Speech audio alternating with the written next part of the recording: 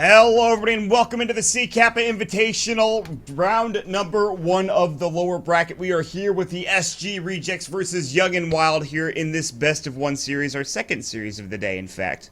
We just witnessed a pretty quick game between WG Unity and Mineski, and we are here with our second of 3 matches on the day. So, of course, we are here on moonducktv. My name is Mont, and I'm not alone today. I actually have a co-caster for the first time this tournament. It is the one, it is the only, the SEA master himself. It is Blaze. How the hell are you, man? Doing really well, man. Obviously with the Shanghai Major, been off the mic for a little bit, but been itching to get back into it. And what a better way to go back to SEA Dota, man. 2014 was pretty much like the year of SEA Dota for me. From January to December, I was just enveloped in this stuff. So a lot of these names are very familiar to me, especially the SG Rejects guys. I mean, these guys just bring up so much nostalgia from all these different rosters, which I was just so invested in back then. But now all together, at least for now, the team's had a bit of turmoil from what I've heard. So there are some people leaving and entering the team. Minerva, it's his first game with them, and Bocarino's been a recent addition as well. But I'm really excited to see it, man. Already off to a pretty active start here. Enigma and Lion for the opener, so you've got a lot of control from SG Rejects, and also some push potential, which is something that drafts sometimes lack. Yeah, this is, by the way, so this is the lower bracket. So, like I talked about, it's the best of 1. So whoever loses this game, that's it. They're done. So I'm excited. And this has actually been like a really weird, I think, tournament, because a lot of the teams that were favored coming in haven't done particularly well, with the exception of like Fnatic and Rave. Mineski and Mineski X got dropped down in the first round.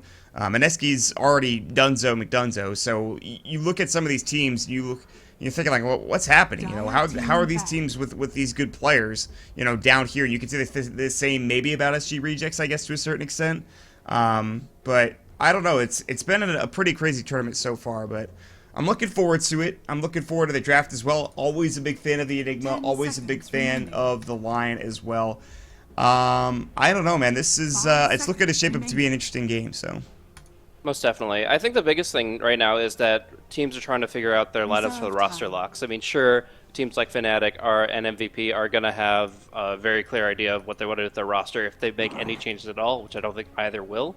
But teams like SG Rejects, for a perfect example, are going to be making sure that they have the right lineup going into not only the Manila qualifiers, but potentially the international. Right. And yeah, this is the time to kind of make or break it for some of these players.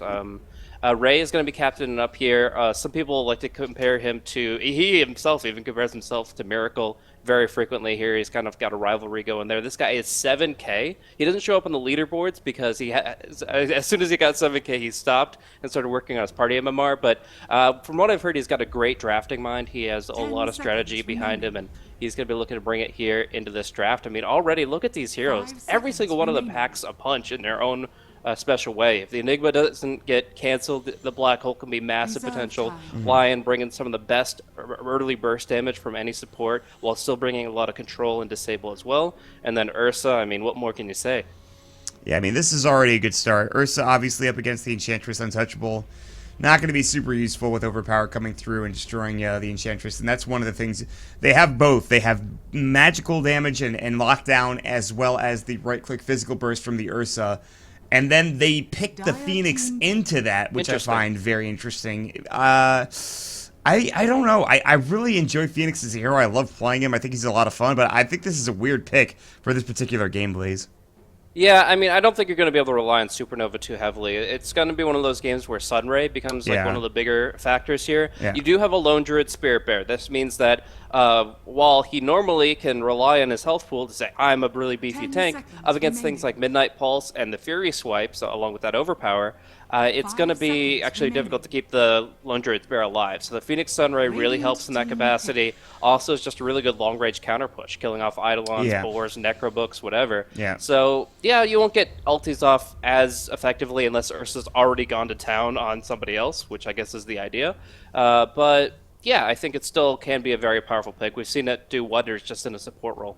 Yeah, people forget about Sunray. I mean, I guess not anymore, but if you've been a fan of Phoenix recently, you know how good that ability is, and a lot of people just maxing it first because of what you talked about. Percentage-based heal.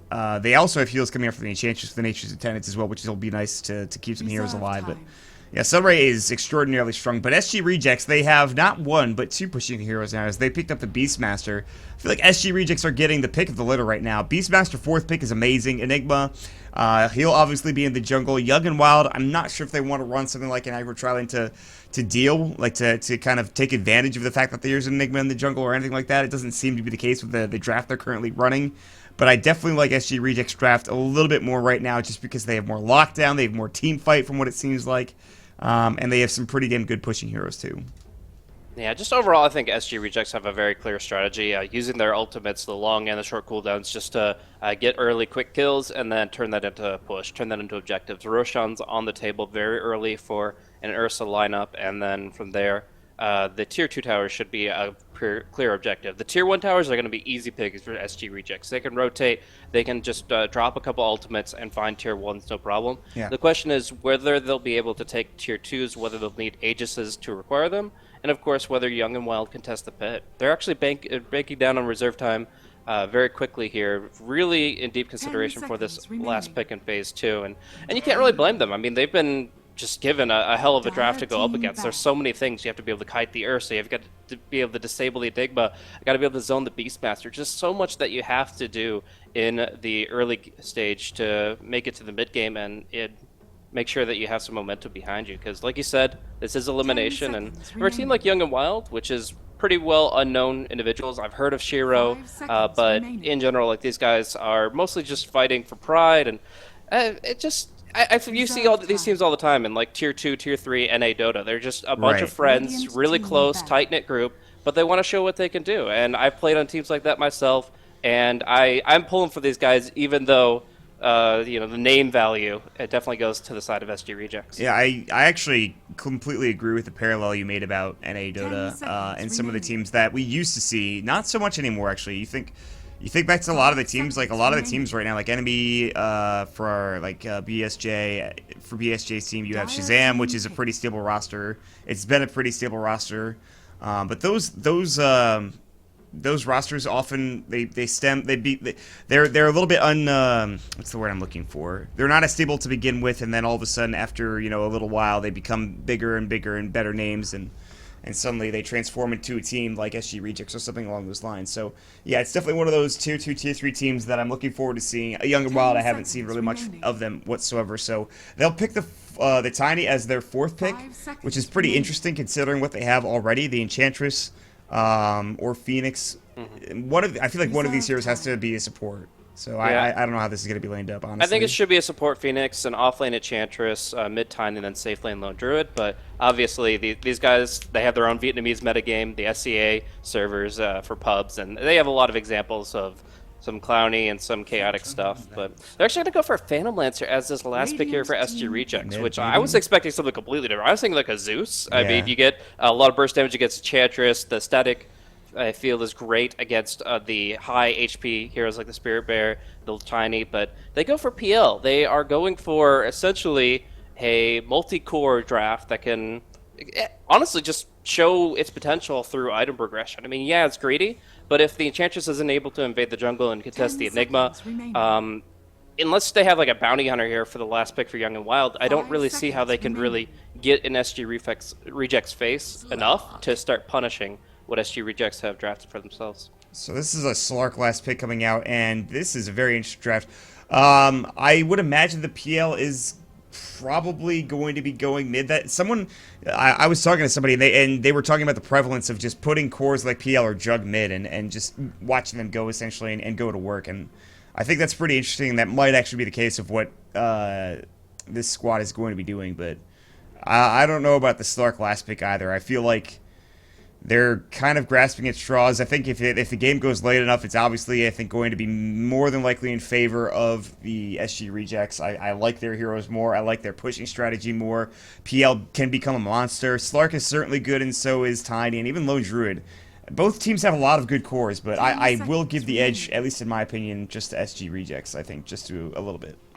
Yeah, I mean, I guess it could just be like a jungle Lone Druid, but like maybe early Iron Talon and try to build himself up as a kind of side core. or you kind of get more bang for your buck in the laning stage. You know that Enigma can't really get that aggressive until he's farmed the mech. He might push one tier 1 tower, but otherwise it's going to be pretty quiet. So if you can definitely add an extra core to your roster through that jungle, that's something that a lot of teams have favored. And you see Shiro already has the components for the Iron Talent, so it's very possible that he'll take that route. Yeah.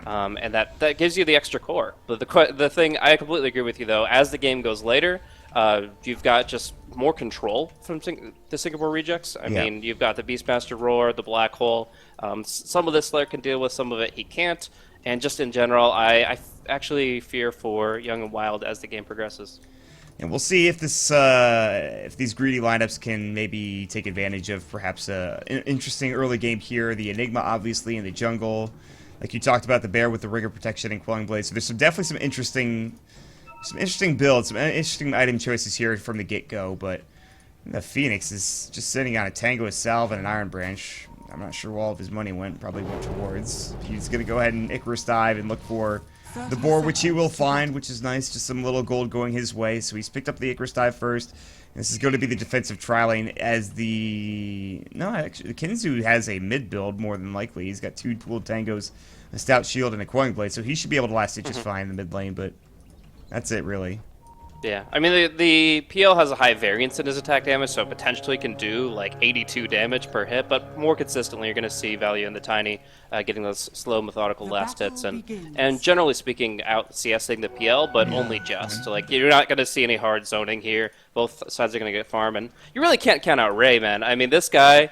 I'm just looking at his history. Obviously, 7K speaks for itself, but just looking at how active he is, like, not a day goes by that he doesn't pick up several games of Dota 2. Like, in an off day, he plays 5 games. More often, you see 9. One day, he played, like, 14 randomly. Like, I don't know. This guy just plays so much Dota that you just have to really get a feel for almost every matchup. Yeah, this is going to be, I think, interesting. I look forward to seeing the mid PL because it's something we've seen a little bit more prevalent. The mid, jugs, the mid PLs. I'm excited to see how it goes, but...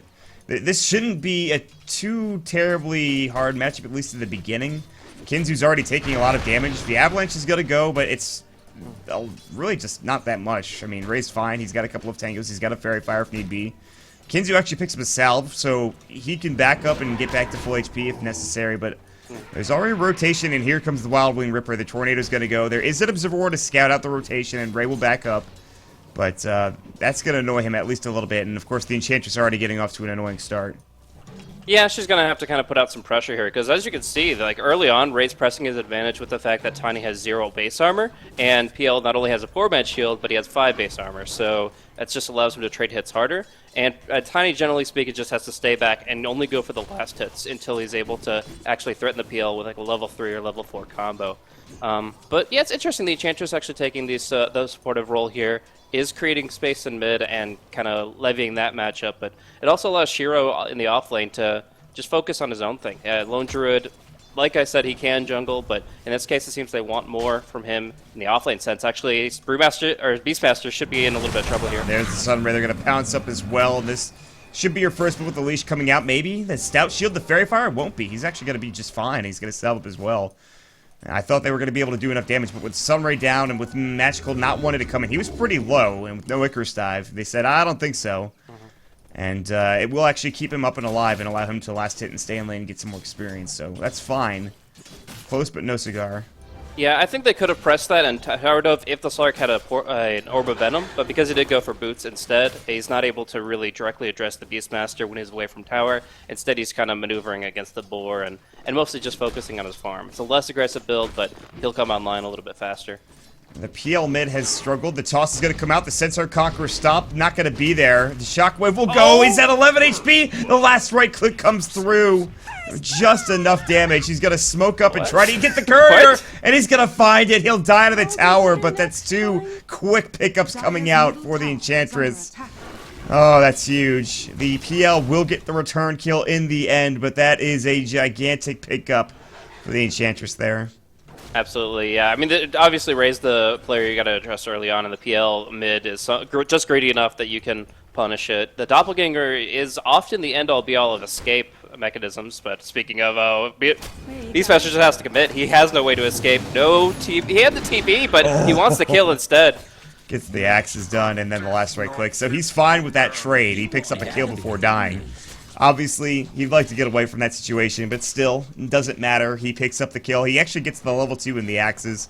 Not going for the inner beast just yet. Doesn't really need it, it seems. The toss back for under Ray, the doppelganger, though, and Kinzu's actually doing a pretty nice job here.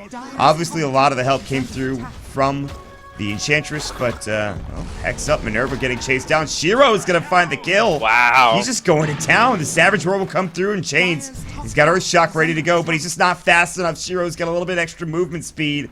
This is with boots versus without. Shiro doesn't even have boots. His movement speed is 325. The Ursa's, it's a little bit more, but he just couldn't quite get there in time. The Orb of Venom definitely playing into that really nicely for the Lone Druid to get the 1-for-0. That's actually incredible. The fact that the Lone Druid can now open up the top lane, not only jungle, but threaten the Lion directly, that's amazing. And you know that Lone Druid's going to get a lot of farm this game. So these greedy drafts and greedy lanes from Young and Wild have seemed to pay off. I mean, they don't have control in the later stages of the game, but they have a lot going for them. I mean, the Lone Druid does so much in terms of exploding in farm and pushing down towers. The tiny Craggy is actually really good against heroes like PL and Ursa, but oh my, 3 heroes versus 1. You know how that's going to play out. The Hex is going to go the Earth Spike. He's pretty damn tanky, but I don't see him surviving this, especially with the Spirit Lance coming out. And finally, Ray will actually get on the board. Well, he did get that kill earlier, but the Enchantress died to the tower. They rotate the Enigma, who had an Invis rune,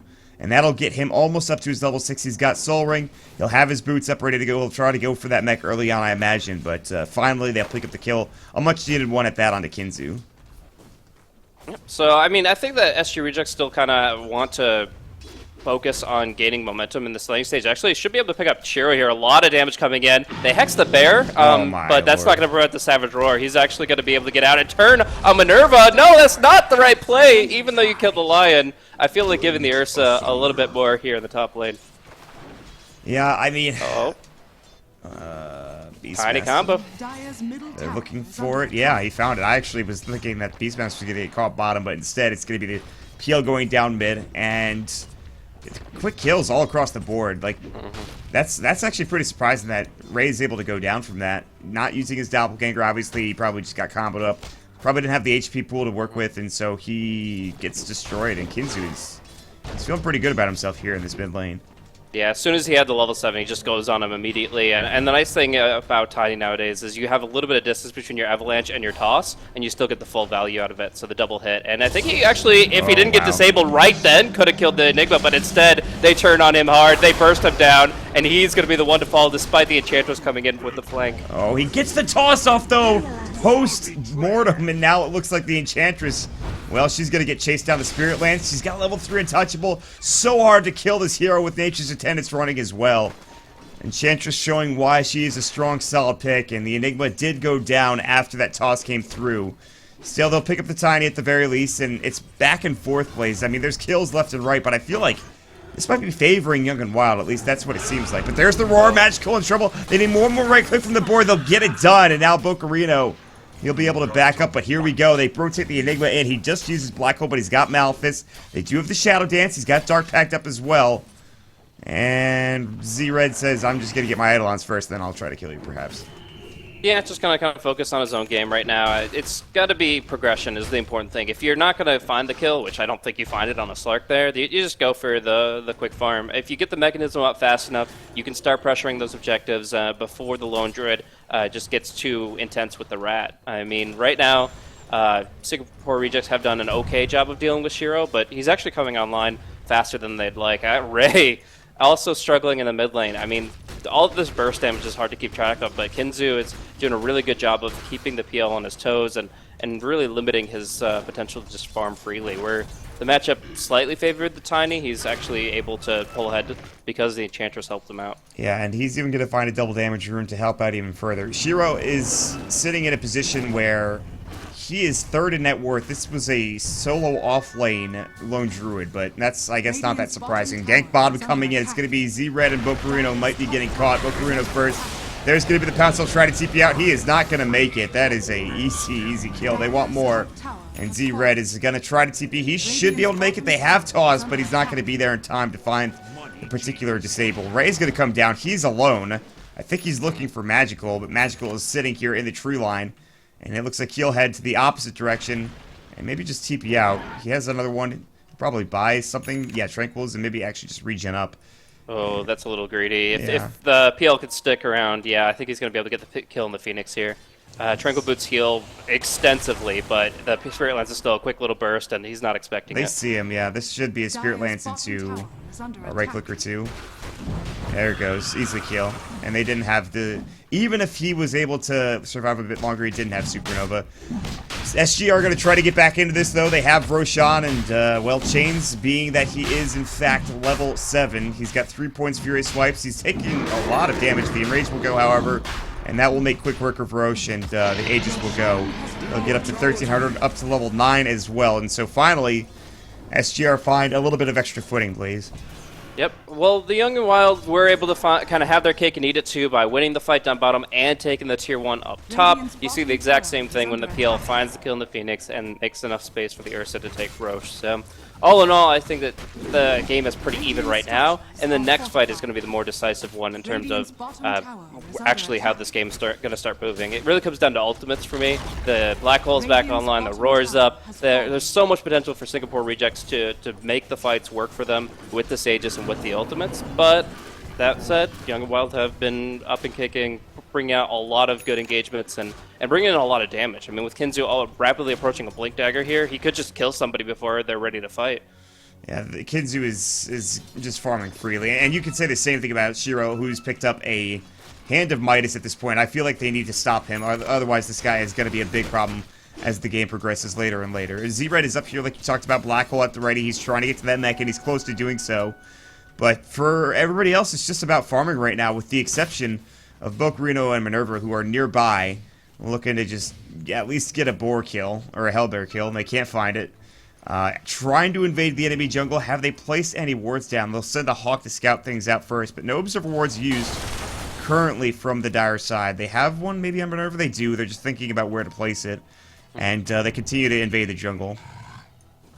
Yeah, they're going to see the Slark, but he knows he's being watched thanks to the Shadow Dance passive. He'll be able to jump out and complete his Hand of Midas here. So while it's a dicey situation for him, he's going to gradually build himself up. And is this 2 Midases versus none? So it really means that Singapore Rejects have to push heavily. They're going to go for the Necro Book on the Beastmaster as you'd expect.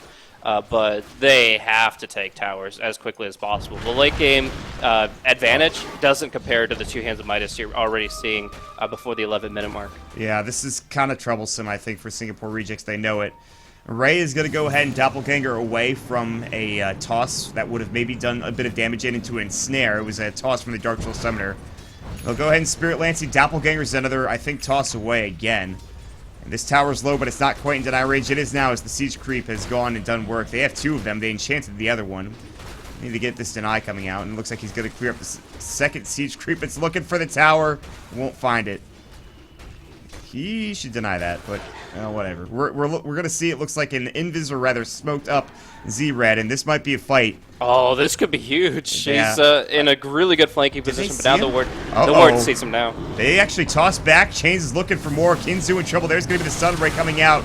Ray's a little bit low. They get the Roar out. They kill Enchantress almost instantly with the Roar coming through. Pounce away. Looks like Slark might be in trouble. I think he just barely got hit by the Earthstrike. Great Earthstrike from Murder. That was absolutely outstanding. Dark Pact will go and stay alive for the time being. Here's the Icarus dive to slow Chains down from progressing any further.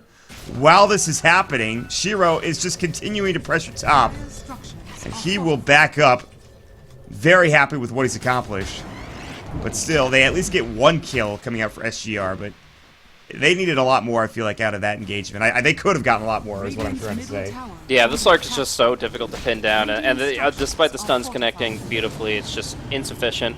They're going to just try to follow this up with a push. They still have the Aegis for a little while here, at least another 30 seconds, but yeah, it's tough. I mean, right now we see Young and Wild pressuring top lane at the exact same time that they can't even take a tier 1 in mid, and it's showing that they're going to be finding some difficulty if they can't make clean engagements happen. They have to find the quick kills like we saw with the Roar Finger, but also follow through with just one more, take the tower, and even more than that. They're more and more going to be finding difficulty, bringing their targets down, bringing their opponents down. Finally, they won't. They'll have to deny the tower. That was standing for such a long time. I'm like, how is that tower not dead yet, one way or another? And finally, they actually...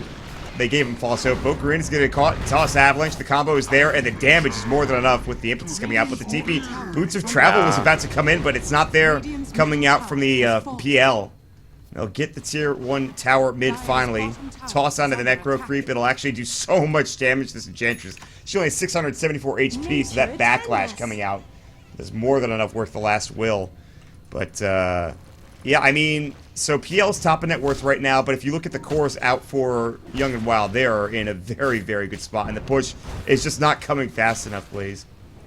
Yeah, I mean, they're going to try to modify that by picking up a lot of Arcane Boots and just kind of have that infinite sustain action. They're actually going to go on Shiro here. This could be a really big pickup. Yeah, they need the Aegis skill. will be gone, but they do get the Lone Druid, and that's going to be not only a hefty sum of gold, but the top tier 1 tower.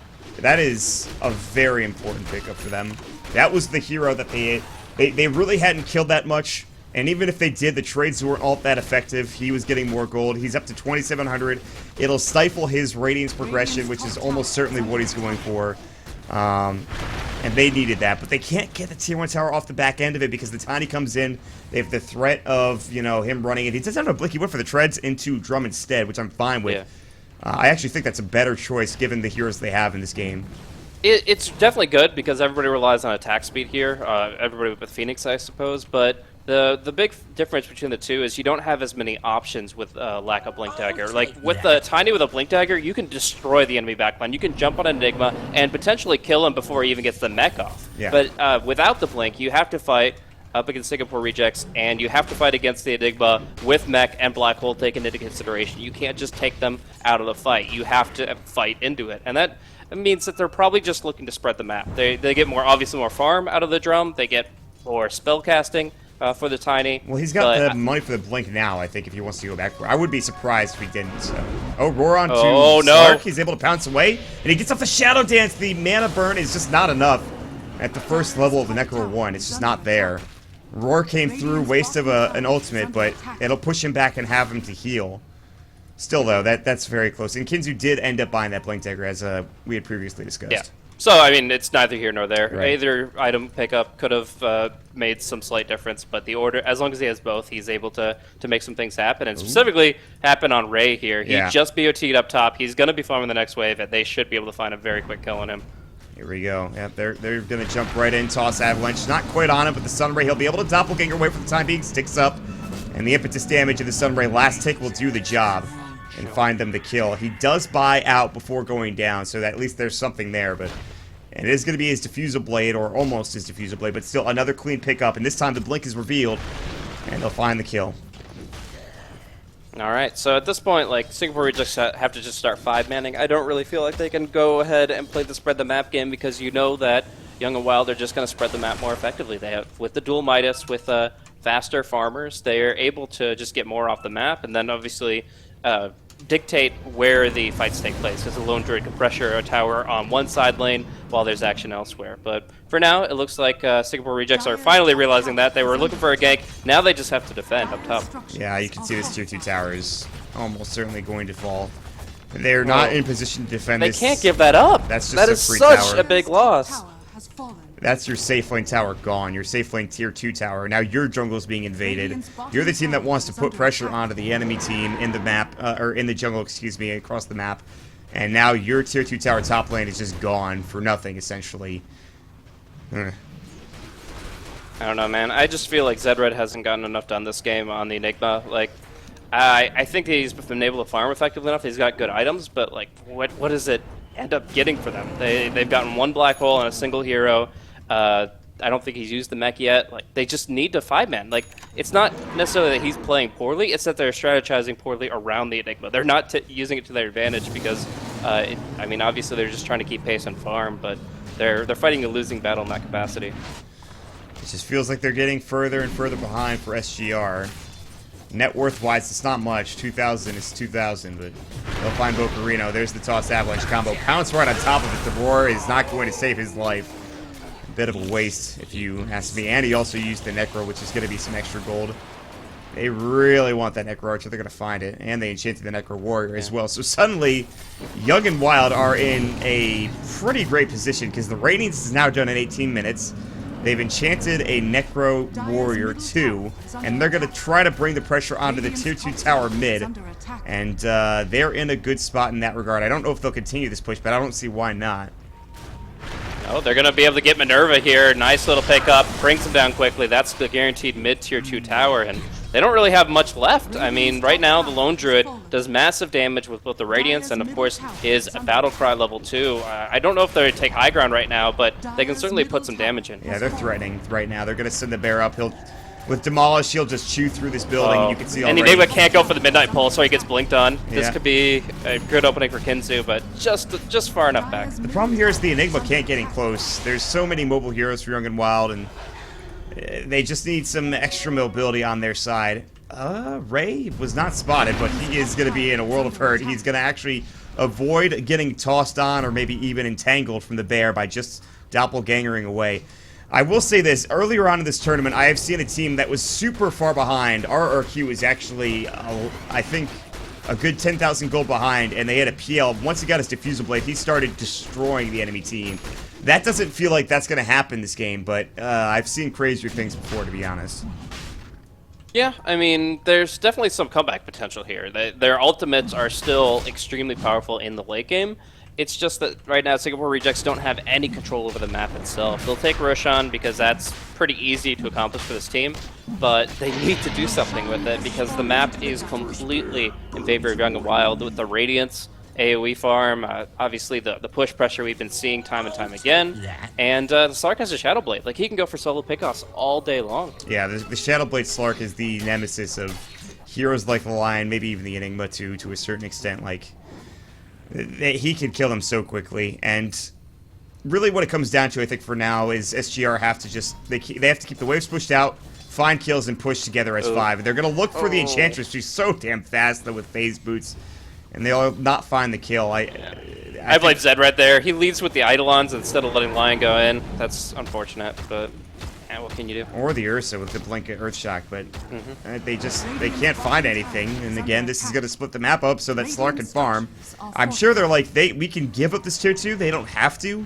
I don't know if they really care. It depends on, I guess, how much Slark is able to push in the meantime. You could already see Ray is TPing back home.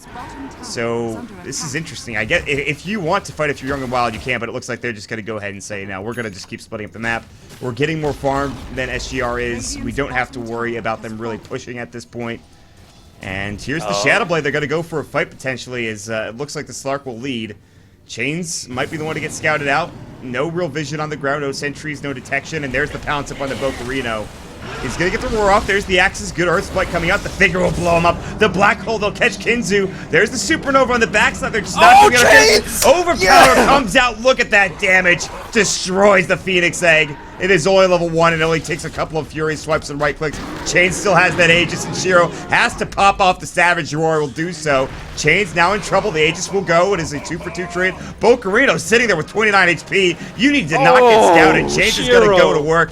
Chains, he tosses him up onto the Beastmaster. Chains kills his ally by just being too close, but here's Ray looking for Kinzu, but here's the damage coming out from the Enchantress. Misses the Earthshock. Kinzu will go down, and they're looking for more. The Malphus continuing to go to work. The Bear getting chased down. Chains looking for as much as he can.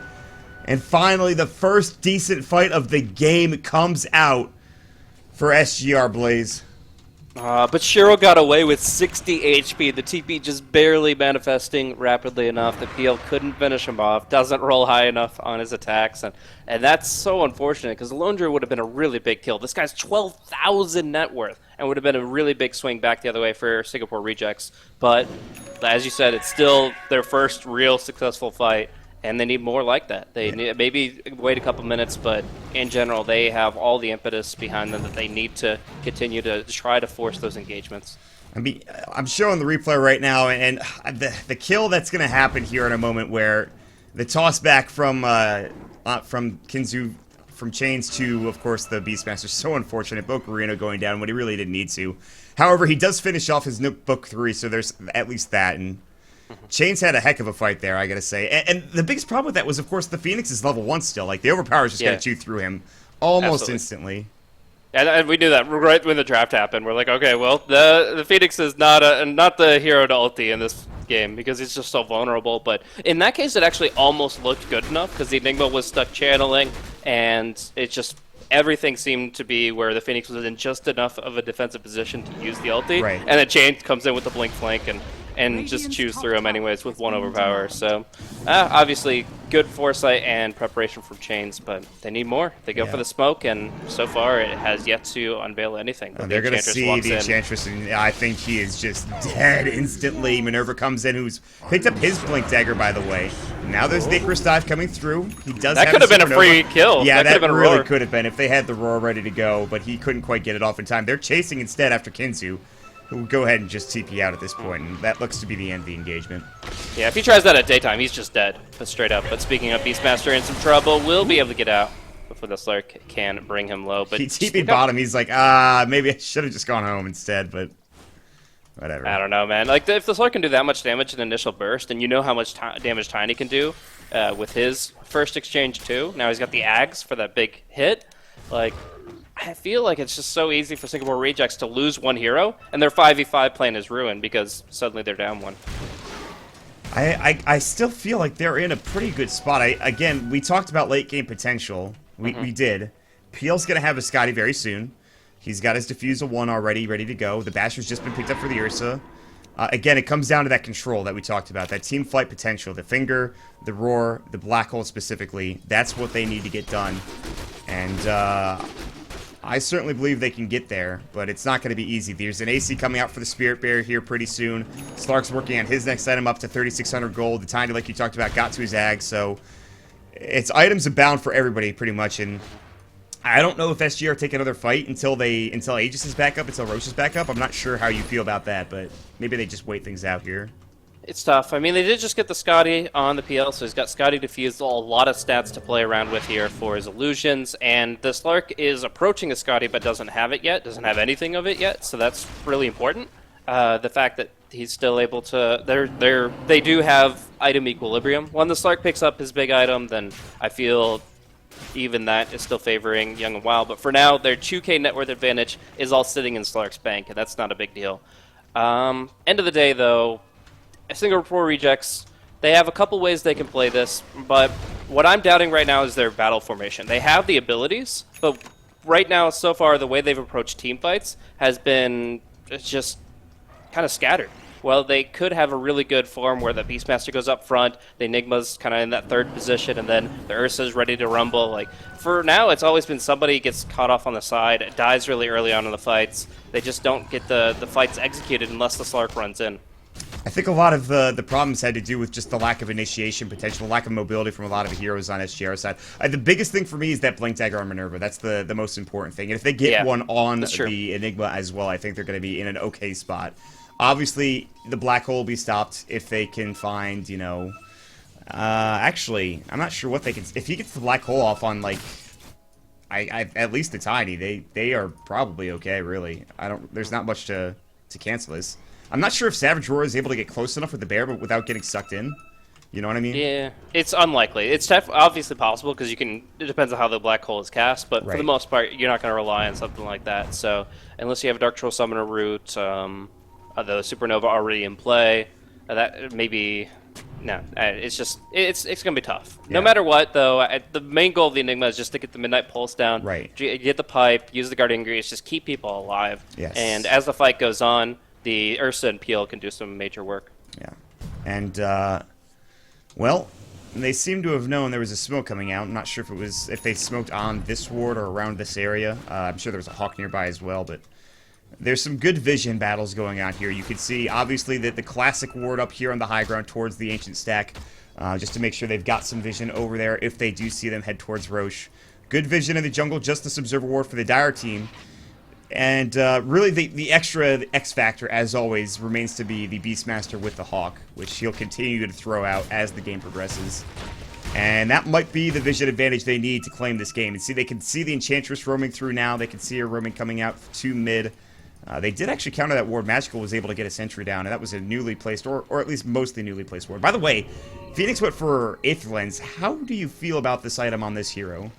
Yeah, I mean, the Sunray obviously is the big deal here. We've talked about it plenty of times, but Sunray is massive, and extending its range, making sure that you can be even further away from the fight and safely contributing is an important big deal. So I think that it's a good item overall, and it's one of those items that, yeah, his raw HP pool is really low, but as long as he keeps his distance here, I think just in general, having that extended Sunray, doing a bit more damage, it definitely can be what you need in this case. Yeah. I'm a little bit, like, if I'm talking about items for Young and Wild, I got to talk about this Slark going BKB Yeah, exactly. here. I was about to mention. It's like you're up against Enigma, Beastmaster, and two heavy hitters.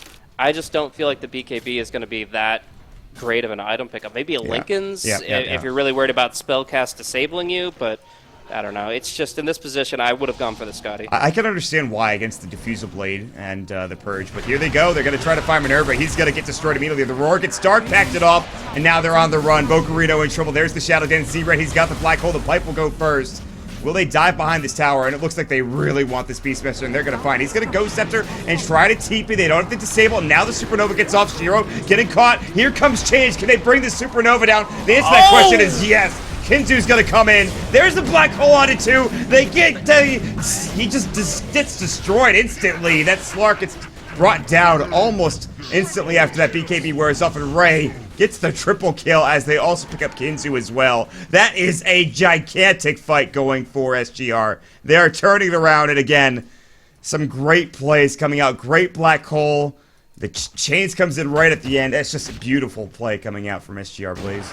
Massive for Singapore Rejects, and you look at where the gold goes, you get 1,100 gold on the Phantom Lancer and 700 on the Ursa. 2,100 gold across the board, but on the two heroes you absolutely wanted on at this stage in the game. And I gotta go back to Slark's position. The first successful fight in the Radiant Jungle was about Slark getting caught by a single disable right after Dark Pack ended, and being brought down really quickly. It forced Young and Wild's hands, where they had to blow the Supernova and just get flanked to get picked up. And in this time, it was going on the Beastmaster. Beastmaster, who had the Ghost TP, was able to not only juke out the Slark, but disengage from the fight completely, and then Singapore Rejects just eat them up. Really, it's hard to have all these melee cores up against an Enigma, and forcing a fight where you're diving and where you're just recklessly pursuing targets, it's not going to bode well. It looks like they were actually about to back at one point in that fight. Like they were here at the tier 1 tower, and they're like, we could dive this and look for the Beastmaster, or we could go for a fight, or we could back up here. And they decided to look for the Beastmaster. They got caught. The Supernova was not in the best position, and that was one of the few fights. It felt like every fight so far has been Singapore Rejects just kind of out of position, with the exception of the one in the jungle, and of course the one we just saw. And finally, it's Young and Wild getting caught out of position now. They're in a bad spot. The PL, as I sort of alluded to earlier, has started to take over in this game. They now have a net worth advantage of about 2,000. Chains, like you talked about, getting up to his next big item, which is an Abyssal Blade. He even wants the Bear, and they're going to find it rather easily, it looks like. Unless they can get the Savage Roar off, but boy, do they disable that thing very easily. And that's a nice 300 gold going their way. And now Ursa has Abyssal Blade and Cheese, so he doesn't really have to worry about his health pool. He's got the instantaneous initiation. Like, it was before, you were talking about, oh, Ray has Manta, has Doppel, should be able to make this very difficult for them, but he doesn't have any TP reinforcements, and I don't know if he's playing it exactly as he needs to. Look at the damage he does just with the illusions onto the Slark at this point. He's completely out of mana. Ray, like, thought about going for that too, but yeah, that's the frightening aspect of it, man. I feel like that the diffusal and just the damage he does is pretty damn good right now.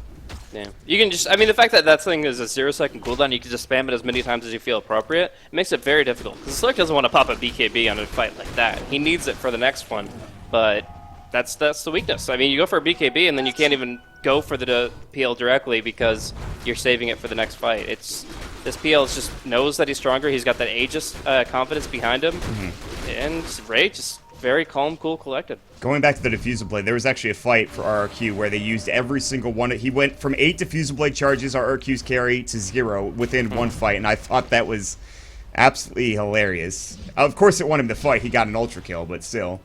That 0 cooldown, I think, is pretty damn nifty. So. Yeah.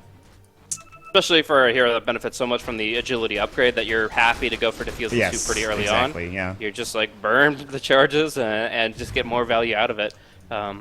But yeah, so the PL is becoming a very threatening menace. He's gotten a little bit lucky on his ultimate procs, to be honest. Like on the Slark there, he had so many illusions, but that were not manually created. But even still, it's been a good game for him. He's been able to come back in a major way from a heavily contested laning phase, and now we're seeing that really he doesn't have too many issues. Slark is easy pickings because unless he's got the BKB or the Shadow Dance on, then the PL is going to be able to do work against him. And the Enchantress, yeah, she's annoying, but you've got a couple other heroes to deal with it.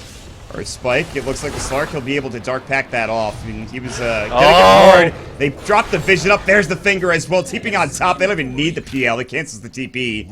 That was outstanding roar coming through. Bocarino just had the vision somehow. He pops up the Necro 3 afterwards, after the Fade came through, and they're able to find that kill.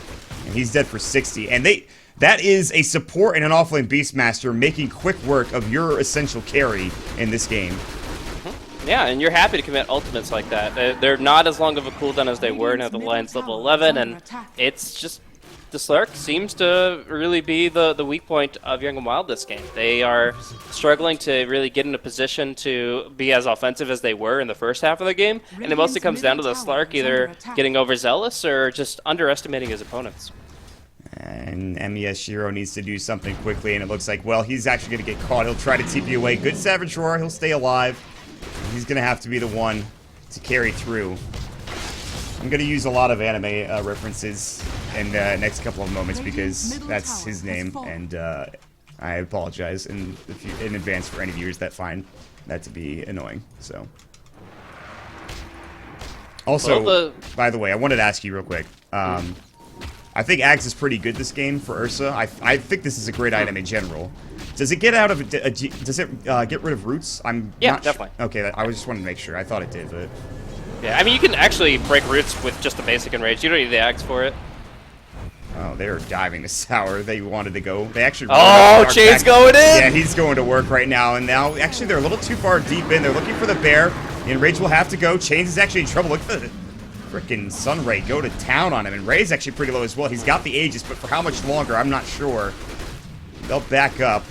And Chains, of course. Oh, it's gone? Yeah, the Aegis is gone now. They'll back away together. Toss from downtown, the bear. They can kill the bear! Yeah, the bear is going to get caught here, but this might be the beginning of something good here for Young and Wild. Blink Dagger Enigma! Blink Dagger Enigma! He's going to come in. Black Hole, it's going to be on it too. Look at the damage going to work. The Enchantress will fall first. Kintu, he's able to pop the Manta, but the Bash comes out in Chains. He'll get himself 2. There's 3 dead. The buyback comes out from at least the Phoenix, but still, Slark has to pop the Shadow Dance, get up to the high ground. He'll try to TP, and it looks like he can make it away. Oh! It wasn't in time. The Malefice right at the end there, and that is going to be the end of the fight. 4 dead, and maybe, and just maybe, not only instead of Rex, but perhaps the game, they'll buy back on Shiro.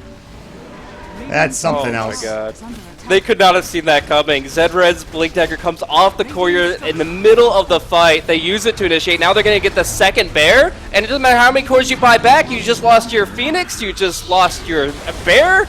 Oh, the Slark going YOLO, going solo. But this is done. Yeah, this is it. These last 2 fights have been incredible for Singapore Rejects, but that last one in particular. Great Blink Dagger in the black hole coming out from the Enigma. That was the game changer. Chains came in to finish off a couple, and they, of course, split up the fight well enough that it wasn't even an issue. This lineup has performed beautifully after the first 10 minutes. It was looking sketchy.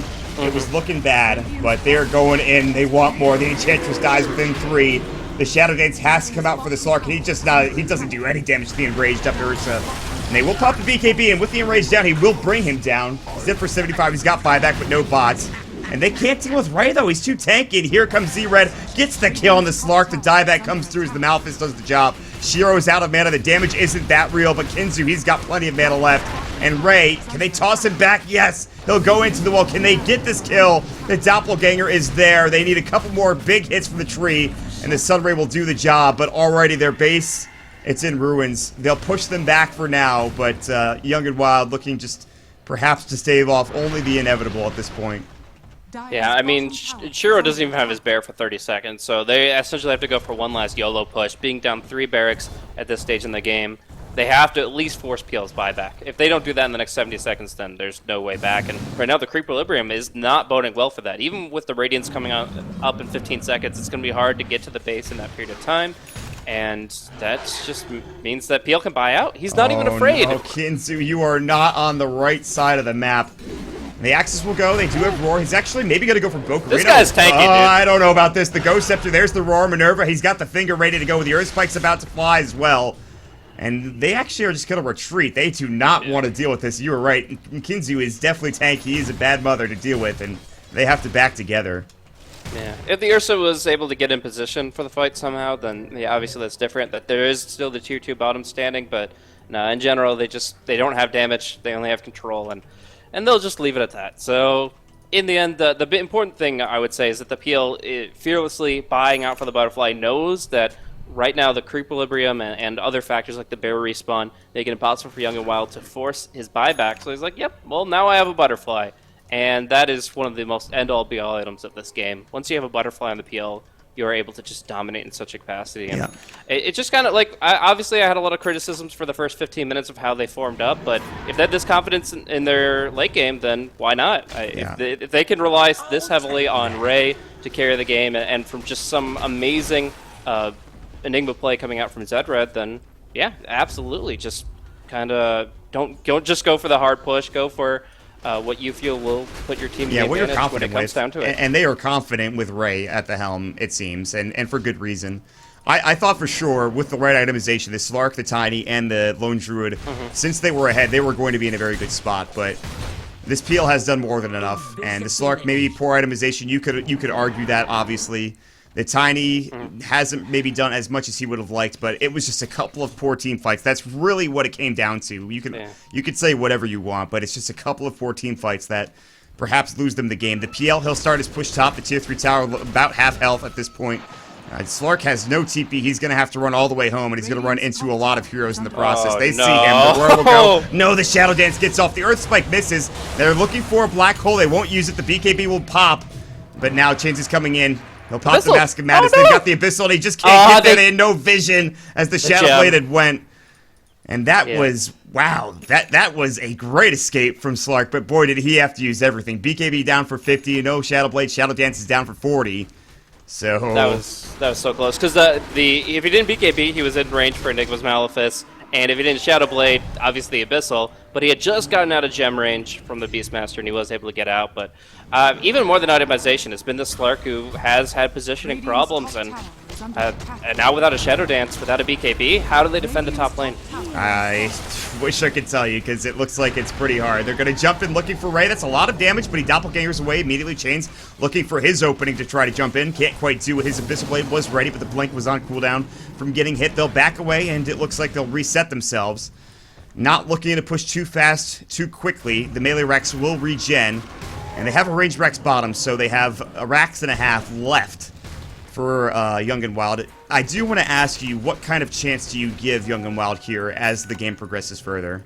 The problem is they can't contest the pit. Like, this Roshan's always going to be free. The 4th, the 5th, the 6th Rosh could easily go to Singapore rejects in almost every case. So with that in mind, the Aegis, the Cheese, I would give them like 5%, 8%, I don't know. It's really weak at this point. Despite their carries, they just don't have control. They don't have engagement. They don't have the potential to engage across the map. Right. Before they were really able to take the fight to Singapore rejects. Now it's like, how do you even approach it when you have the creeps constantly pushing in? All your movements are transparent. They don't have to be afraid of the smoke. Yeah. And then, end of the day, you're still terrified of getting disabled when you have these 3 melee cores, the Spirit Bearer, the Slark, and the Tiny, all clumping up into Earth Spikes, into black holes, maybe the Roar knocked back, like all this stuff. It just makes it so hard to actually fight in a closed space, and that makes it pretty much indefinite win for Singapore rejects as long as they execute on the same level they have been.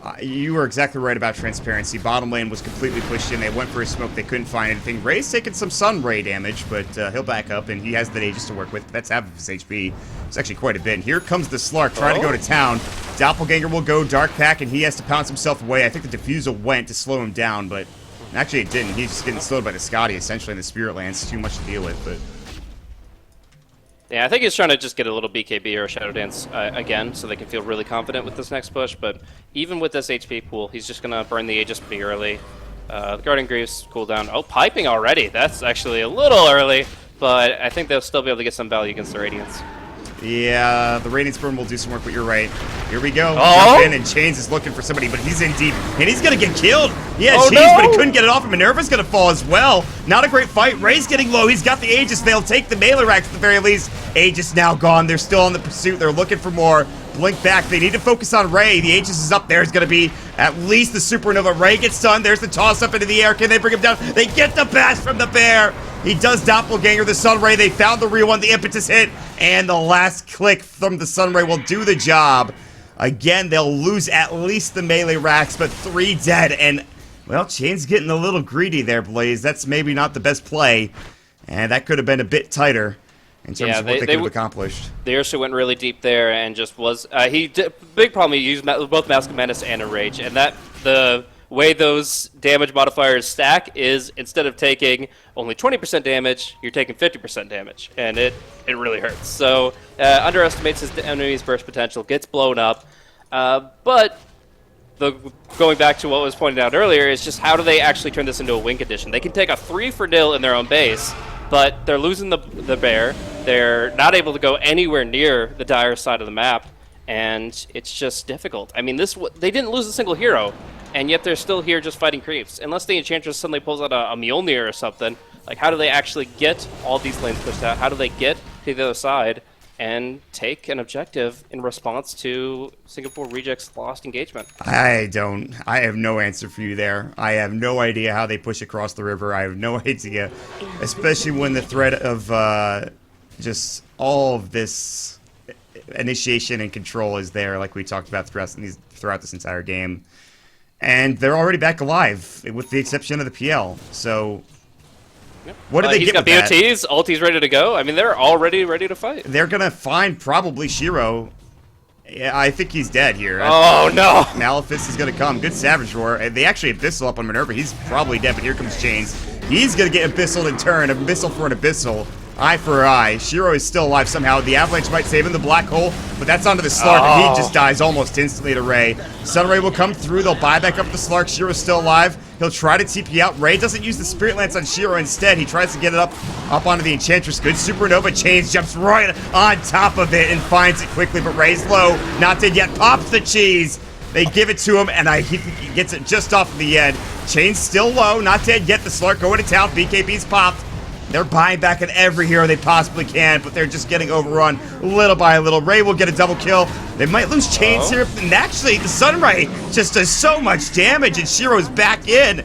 Ray needs to be careful. Here comes the Slark. He's not being careful. He's going YOLO. Ray is too far in, and he's going to Doppelganger. They're so low. There's no bear for 13, and Shiro is going to fall. He'll buy back. And there's only 2 left. The Sunray, can it get the job done? He's so low. The Sunray damage is nuts. Bears up in 3, but that's it. It's Megas. It is Megas. And it is so hard for Young and Wild. They've done so much. These fights have been so close, but they just can't quite get it done. Shiro is just getting slowed up. The PL Spirit Lance.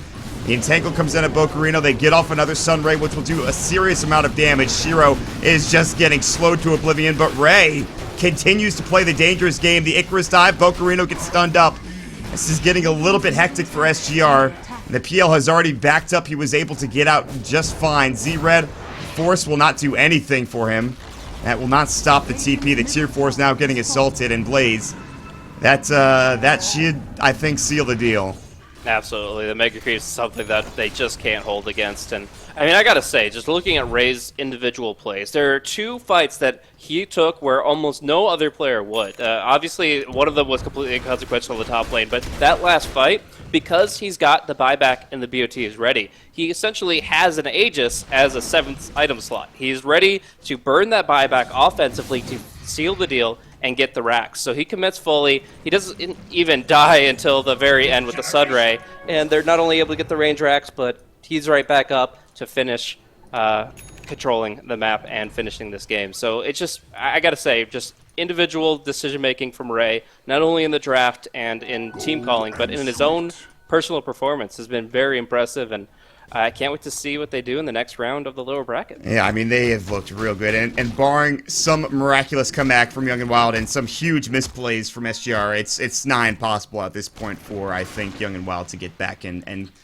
to even get across the river, let alone getting this game. They'd have to do some serious work. But at this point, it looks like the last fight is about to be set up. If they can get back Bocarino, they'll be ready to go. He's up in 10.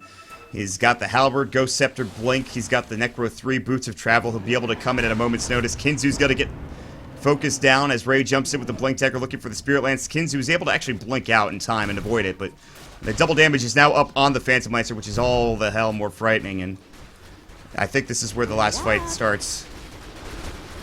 I heard a BKB somewhere. Maybe I'm wrong about that. They got the pipe up, at least, on the back line, so they're looking for it, but the Enigma now has 2 BKBs, 2 black holes.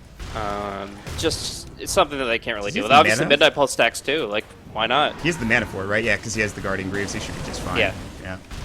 I think we even without the Guardian Greaves doesn't give health twice, but it does give mana twice, so you can still use it exactly the same way. Yeah. I mean, at this point, it's just they're struggling to deal with the creeps, let alone the heroes at this point, and well, I don't know what they can really do here. You can already see they're getting just herded into the well.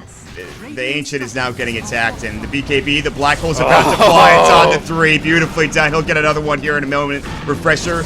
And another one comes out. The Savage Roar is not there. It doesn't do enough. And beautiful way to end. Z-Red actually just goes to work with the double Black Hole. That was a great game. Fun to watch. Lots of kills. When I think of SEA Dota, and I don't get to see as much as I would like, this is what I think about. These are the type of games I love to see, and that was a lot of fun, Blaze.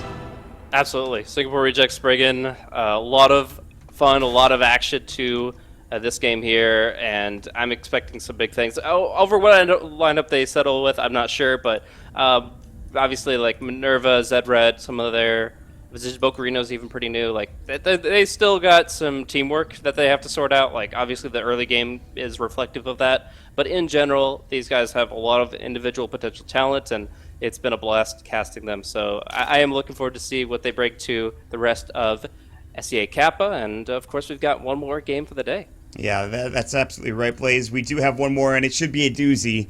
It is going to be Team G7 versus First Departure. G7, the team that took down, I believe, it was either Mineski or Mineski X, one of those two squads. I believe it was Mineski in the first round with a mid-brood mother that was absolutely outstanding. Their second round, their best-of-3 series in the upper bracket, not so strong, unfortunately, for them. And they went down 2-0 up against, I believe it was Signature Trust. No surprise there. Sig Trust, very strong team, one of the best out there. With that, we will take a quick break. We will jump back into our next and last game of the day. And it's going to be, of course, G7 versus First Departure. If you've enjoyed the cast, make sure you guys give us a follow. My name is Mott. You can follow me at MottTotal. With me, of course, the SEA expert himself. Give him a follow. Give him a shout. You can see him over at BlazeCasting on Twitter. And get him to Manila because he knows so much about this damn region. It's ridiculous. So definitely check him out over there on Twitter as well. With that said, guys, of course, this is a Moonduck production over at moonducktv on Twitter and here on twitch.tv/moonducktv as well. With that said, we will jump into a quick break. We'll see you guys in just a moment. Stick around.